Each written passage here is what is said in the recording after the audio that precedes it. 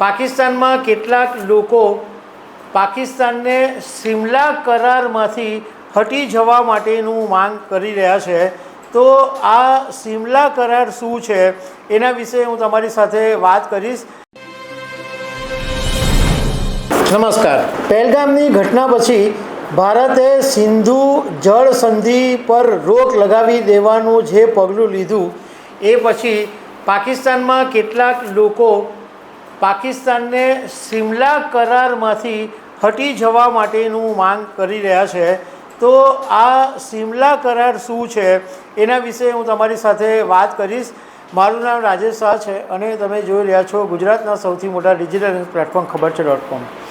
પહેલગામની ઘટના પછી ભારત સરકારે બહુ જ જબરજસ્ત કડક પગલાં લીધું છે અને પાકિસ્તાનને સિંધુ નદીનું જે પાણી મળે છે એ અટકાવી દેવામાં આવ્યું છે।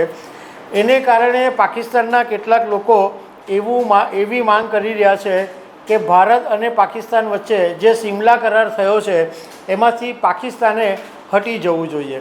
તો સૌથી પહેલાં હું એ વાત કરીશ તમારી સાથે કે સિમલા કરાર શું છે। 1971ની અંદર ભારત પાકિસ્તાન યુદ્ધના 8 મહિના પછી 2 જુલાઈ 1972ના દિવસે તે વખતના પ્રધાનમંત્રી ઇન્દિરા ગાંધી અને પાકિસ્તાનના વડાપ્રધાન જુલ્ફી અલી ખાન ભુટ્ટોએ સિમલા કરાર પર હસ્તાક્ષર કર્યા હતા અને એ પછી પાકિસ્તાનનું વિભાજન થયું હતું અને બાંગ્લાદેશ બન્યો હતો અને આ જે સિમલા કરાર છે એ હિમાચલ પ્રદેશના રાજભવન ખાતે થયો હતો। હવે એ વખતે કેટલાક આ કરારની અંદર જે શરતો નક્કી કરવામાં આવી હતી એ હેઠળ ભારતે જે આત્મસમર્પણ કરનારા લગભગ 93,000 જેટલા પાકિસ્તાન યુદ્ધબંદીઓને મુક્ત કરી દીધા હતા।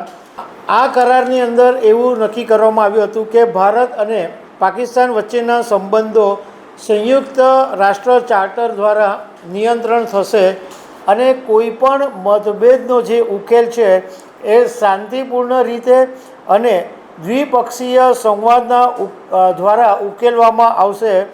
બંને દેશોના મામલે કોઈ ત્રીજા પ્લેટફોર્મ ઉપર નહીં લઈ જવામાં આવે એવું પણ આની અંદર કરારમાં નક્કી કરવામાં આવ્યું હતું।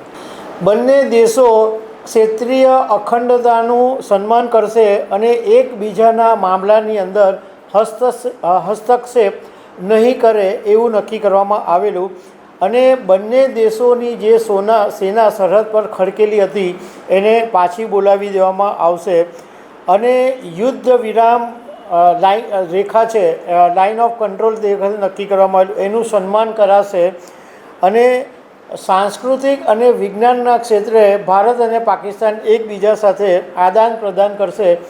આટલી વાત સિમલા કરારની અંદર નક્કી કરવામાં આવી હતી।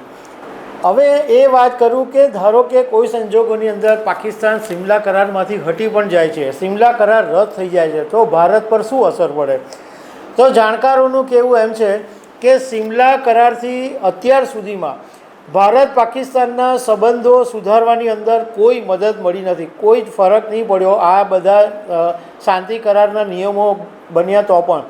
અને 1999ની અંદર અવડચંડા પાકિસ્તાને કારગિલ યુદ્ધ કરીને તે વખતે આ સિમલા કરારનું ઉલ્લંઘન ઓલરેડી કરી જ નાખેલું હતું। એટલે પાકિસ્તાન આ સિમલા કરારમાંથી હટી પણ જાય તો એનાથી ભારતને કોઈ ફરક પડવાનો નથી। તો દર્શક મિત્રો આવી અનેક વાતો સાથે અમે તમને મળતા રહીશું। Thank you very much.